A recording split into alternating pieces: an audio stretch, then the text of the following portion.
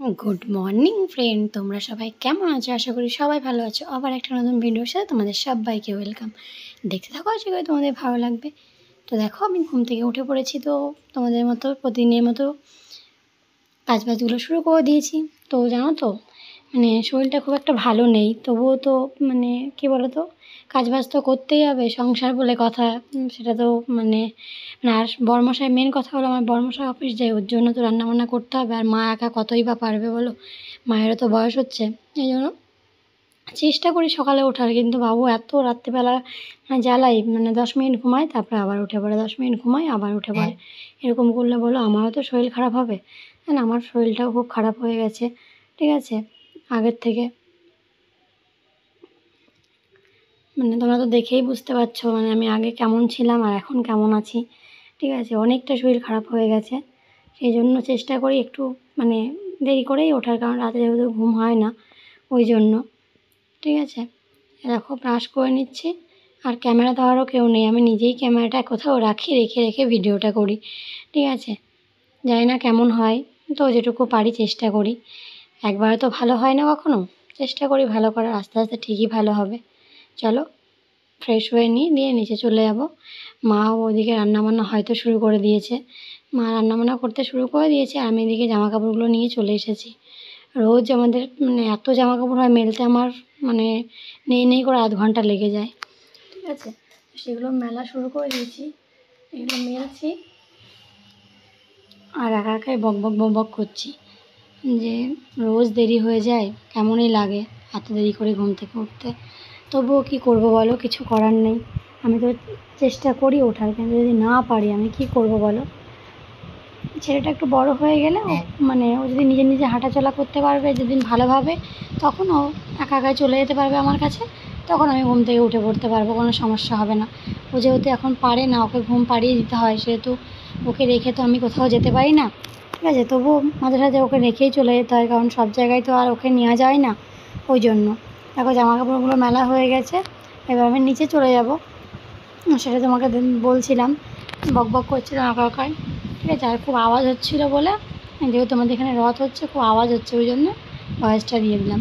আর এদিকে মা এদিকে কাটাকাটি করছে, বাবুর খাবারটাও নামিয়ে নিয়েছি, ঠিক আছে। আর এদিকে বাবুর জন্য অনেকটা সময় হয়ে গেছে, তো বাবুর জন্য এদিকে এদিকে খিচুড়ি বসাবো, আর খিচুড়িতে সিটি দেবো। আর এদিকে ভাত বসিয়েছি।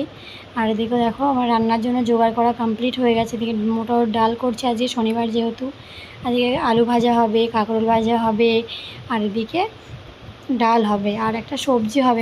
সবজি বলতেই তোমরা ঘেটকোল তো অনেকেই চেনো, ঠিক আছে। সেই ঘেটকোল বলছে না, সরি, ওল তো অনেকেই চেনো। সেই ওলের ডাটা হয় না, সেইটা দিয়ে সবজি করা হবে একটা, দেখেছো কি সুন্দর হয়েছে, খেতেও খুব ভালো হয়েছিল। এটা দিয়েই আমার শ্বশুরমশাই সব বাচ্চাই খেয়ে নিয়েছিল, এত ভালো লেগেছিলো ওনার, ঠিক আছে। তো এদিকে রান্নাবান্না কমপ্লিট হয়ে গেছে। এদিকে গ্যাসটা পরিষ্কার করে নিচ্ছি। আমি রোজ রান্না করার পরে গ্যাস পরিষ্কার করে ধুয়ে মুছে পরিষ্কার পরিচ্ছন্ন করে রেখে দিই, যাতে নেক্সট দিন রান্না করার সময় আমাকে কোনো অসুবিধায় না পড়তে হয়। ওই জন্য আমি সব পরিষ্কার করে পরিপাটি করে গুছিয়ে সব সুন্দর করে রেখে দিই, যাতে কেউ এসে বলতে না পারে এখানে নোংরা আছে কি কোনো কিছু, ঠিক আছে। গ্যাস বলো, গ্যাসের ওভেন বলো, এই বার্নারগুলো বলো, সব কিছু পরিষ্কার করে রেখে দিই। তা এখন দেখো আমাদের গোডাউনটা এত ইঁদুরের উৎপাত, গোডাউনটাকে ঝাড় দিয়ে নিচ্ছে একটুখানি। তারপর দেখো রান্নার পরে কিছু বাসন ছিল, ঠিক আছে, সেই বাসনগুলো একটু ধুয়ে মেজে নেবো, যেহেতু মা চলে গেছে কাজে। মা যেহেতু অঙ্গনওয়াড়ি স্কুলে পড়ায় বাচ্চাদেরকে, ওই জন্য সকাল সকালে চলে যেতে হয়। মা ওই 9টা, 8:30, 9টার মধ্যেই চলে যায়। তারপরে যেই কাজগুলো থাকে সেগুলো আমিই টুকটাক করে সারি, ঠিক আছে। এবার বাসনগুলো মেজে নিচ্ছি। কড়াই ছিল দুটো, প্রেশার কুকার ছিল, গ্যাসের ওগুলো ছিল, সব ছিল। আর পাশে দেখো গোডাউন, ঠিক আছে। আমাদের বলেছি তো গোডাউনটা ভাড়া দেওয়া, ওখানে ওই সামনের দোকানটার মাল থাকে এখানে আমাদের, ঠিক আছে। ওই জন্য মাজা ঘষা করে নিই। আর বাবু ওইদিকে ঘুমিয়ে পড়েছে, তো ওকে ঘুম পাড়িয়ে দিয়েছি। আর দিকে আমি এদিকে কাজগুলো সেরে নিচ্ছি, ও ঘুমানোর আগে আগে আমাকে কাজগুলো কমপ্লিট করে ফেলতে হবে, এটাই হলো মেন কথা। আর তোমরা তো বুঝতেই পারছো, বাচ্চা থাকলে এতটাই অসুবিধা হয়ে যায়, একটা বাচ্চা সামলানো যে কতটা কষ্টকর, যাদের বাড়িতে বাচ্চা আছে তারা সারা কেউ বুঝতে পারবে না। আর এখনকার যুগের বাচ্চাগুলো এত অ্যাডভান্স, কোনো কিছুই ওদের বলে দিতে হয় না, শেখাতে হয় না, ওরা আগেই শিখে যায়। তারপরে একজন আসলো, ওই মানে বিল দেওয়া আছে মায়েদের এখানে, সে বিলটা সই করতে আসলো। যে আমাকে বলছিল কোথায়, আমি বললাম আমি তো জানি না ঠিক মতো।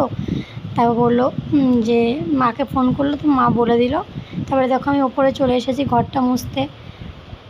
শরীরটা খুবই খারাপ করছিল, তাও ভাবলাম ঘরটা যদি না মুছি, আজ না মুছি কাল মুছি, এরকম করতে করতে মোছাই হবে না, তো অত মানে করলে হবে না, ঘরটাকে আগে মুছে নিই। ওই জন্য ঘরটাকে আগে মুছে নিচ্ছি। আর আর বাবুও ঘুমিয়ে আছে, ঠিক আছে, ওই জন্য ঘরটা মুছে নিয়ে তারপরে আমার বড়মশাই এসেছে, বকবক বকবক করছে, ঠিক আছে। আর আমার জানো তো খুব রাগ হয়ে গেছিলো, যখন আমি ঘর মুছি তখন ও মোছা ঘরটাকে পা দিয়ে পাড়িয়ে পাড়িয়ে চলে গেল। কতটা দেখো, সব কাজ বাজ করে ঘর মুছে রান্নাবান্না কমপ্লিট করে এখন স্নান করে ওপরে চলে আসলাম। যে স্নান করার পরে যে জামা কাপড়গুলো থাকে ওগুলো একটু মেলে দেবো, মেলে দিয়ে নিচে যাব। হাঁপ ধরে গেছে, সকাল থেকে কিছু খাওয়া হয় না তো, ওই জন্য খুব হাঁপিয়ে যায়। ঠিক আছে, পরে তোমাদের সাথে কথা বলছি। দেখো সব ফ্রেশ হয়ে নিয়ে এখন খেতে বসে গেছি। এদিকে আলু ভাজা আছে, কাঁকরোল ভাজা আছে, ওই সবজিটা আছে, এদিকে ডাল আছে। তো খেয়ে নিয়ে তোমাদের সাথে আবার কথা বলছি।